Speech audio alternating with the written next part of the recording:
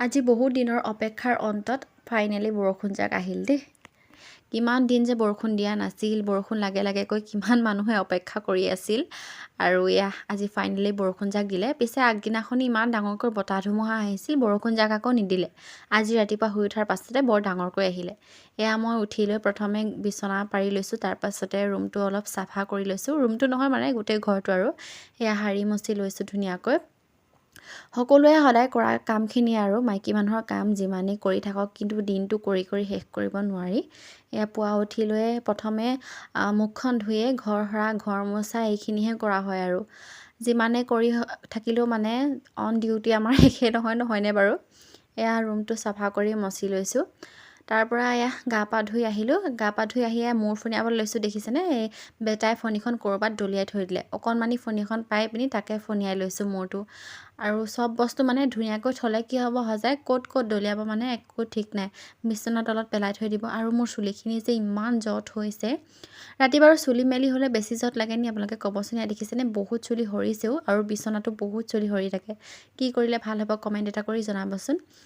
আজি বতৰটো অলপ ঠাণ্ডা বাবে অলপ ক্ৰীম আৰু পাউডাৰ সানি লৈছোঁ। নহ'লে এনেই গৰমত গা ধুই অহাৰ পাছতে দেখোন একদম তিতিবুৰীয়া আধ্যায় হওঁ, একো সানিবলৈ নহয় আৰু যিভাগে গা ধুই আহোঁ সেইভাগেই থকা হয়। আজি পিছে অকণমান ঠাণ্ডা বাবে ক্ৰীম পাউডাৰ অলপ সানি লৈছোঁ মুখখনত। আৰু পুৱা গা ধুই অহাৰ পাছতে যি আইনাখন চোৱা হয়, তাৰ পাছত আৰু আইনাৰ ফালে চাবলৈ সময় নাইকিয়া হয়। ইভাগে কাম নাথাকিলেও বেটাৰ লগত ইফালে সিফালে দৌৰি ফুৰা, সেইবোৰতে মোৰ বহুত সময় গুচি যায়গৈ। আৰু ধূপ ধূনা দি লৈছোঁ দিনটো ভালে কুশলে পাৰ হওক বুলি। তাৰ পাছতে আকৌ আহিলোঁ পাকঘৰলৈ কিবা এটা বনাবলৈ বুলি।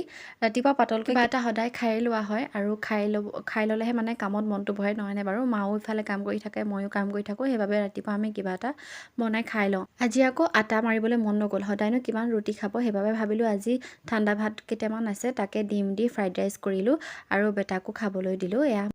আৰু ফ্ৰাইড ৰাইচ হৈ গ'ল। চিম্পুলকৈ এনেকৈ ঘৰতে আছিলে ডিম ভাঙি তেনেকৈ পিঁয়াজৰ সৈতে ভাত কেইটামান ভাজি দিছোঁ, সেয়াই আৰু ফ্ৰাইড ৰাইচ। তাৰপাছতে গাখীৰ দেখিছেনে, মই গ্লাছতে অকণমান দি চচটোতে বহাই দিছোঁ। এনেদৰে বাৰু কোনে কোনে বনায়, কাৰণ যিহেতু 2 কাপ চাহ বনাম আৰু গাখীৰ গোটেইখিনি গৰম কৰিবলৈ বহুত সময় লাগে, সেইবাবে মই এনেকৈ চচৰ ওপৰতে গ্লাছত দি দিছোঁ। তাৰপাছত বেটাক পাছফালৰ পৰা বৰ্তাকে চিঞৰিলে, সি গৈ একদম বৰ্তাকৰ ঘৰ ওলালেগৈ আৰু বৰ্তাকে মন্দিৰলৈ যাবলৈ ওলাইছিলে, সিও গাড়ীতে উঠি গ'লগৈ। দেখিছেনে, বৰ্তাটো ভালকৈ ফুটাই নাই, বুট্টা বুলি চিঞৰি থাকে ঘৰৰ পৰা। আৰু আহি পালেহি, দেখিছেনে, একেবাৰে ফুট লৈ আহিছে হনুমান মন্দিৰৰ পৰা। ফূৰ্তি আৰু চিপছ কিনি আনিছে খাবলৈ বুলি। দেখিছেনে, এক্টিং দেখাই খাই আছেহি। তাৰপাছতে মই ঘৰলৈ আহিলোঁ। মাছ আছিলে আজি, মাছৰ সৈতে সৰিয়হৰ সৈতে মাছ বনাম বুলি ভাবিলোঁ। আহি পিনি সৰিয়হ অকণমান তিয়াই ল'লোঁ, তাতে নিমখ অকণমান দি দিছোঁ, তিতাটো যায় বুলি কয়, নাজানো আৰু। তাৰপাছতে সৰিয়হখিনি পিচি ল'লোঁ, পিঁয়াজ দুটুকুৰামান কাটি ল'লোঁ, বিলাহী দুটাও কাটি ল'লোঁ। কেৰাহী গৰম হ'লত তাতে তেল দি দিছোঁ। মাছকেইটা আকৌ কান্দুলি মাছহে আছিলে। আনকালৈ আমি পাভ মাছ আনিলে সৰিয়হৰ সৈতেই বনাওঁ, কিন্তু আজি কান্দুলি মাছ আছিলে। নৰসিংহৰ সৈতে বনাম বুলি ভাবিছিলোঁ, পিছে বনাবলৈ মন নগ'ল, সেইবাবে ভাবিলোঁ সৰিয়হৰ লগতে বনাওঁ। কেইবাদিনো খোৱাও নাই আৰু মই নৰসিংহৰ সৈতে বনোৱাতকৈ এনেকৈ সৰিয়হৰ লগত বনালে খাই বেছি ভাল পাওঁ, সেইবাবে সৰিয়হৰ সৈতেই বনালোঁ। আৰু আপোনালোকে কেনেকুৱা পায় কমেণ্ট এটা কৰি ক'বচোন। কান্দুলি মাছকেইটা ভালদৰে ফ্ৰাই কৰি ল'লোঁ। তাৰপাছতে সেই তেলতে আকৌ প্ৰথমে কালজিৰা কেইটামান দি দিছোঁ, তাতে আকৌ দি দিছোঁ কাটি থোৱা পিঁয়াজখিনি। মই আগতে দিছোঁ বাৰু সৰিয়হৰ আৰু মাছৰ ৰেচিপি, আৰু একেবাৰে চিম্পুল, চবেই বনাব জানে, তথাপিতো দেখাইছোঁ। তাৰপাছতে পিঁয়াজখিনি ভালদৰে ভাজি ল'লোঁ। ইয়াত আদা নহৰু নিদিওঁ, মই এনেদৰে বনাওঁ আদা নহৰু নিদিয়াকৈ, বহুতে পিছত দিয়ে দেই। তাৰপাছতে হালধি নিমখ তাতে দি ভালকৈ ভাজি ল'লোঁ।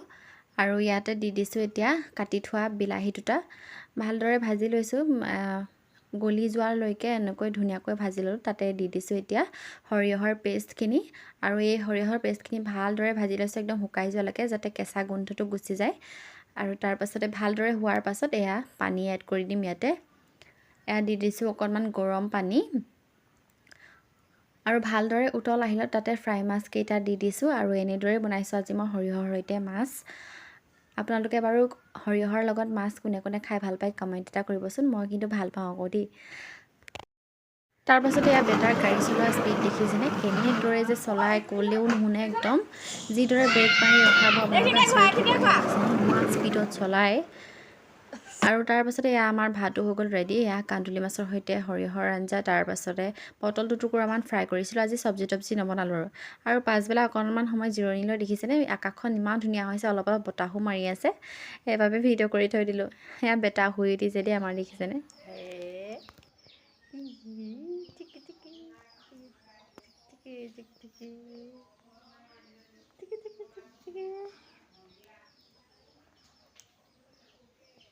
সেয়া সন্ধিয়া বন্তি দি ল'লোঁ। বন্তি দিয়াৰ পাছতে সকলোলৈ চাহ বনালোঁ। আজি পিছে চাহৰ লগত খাবলৈ একো নাছিল, চিৰা কেইটামান আছিলে, এনেদৰে ল'লোঁ। আৰু আজি ভিডিঅ'টোত ইমানেই দেই, বাই।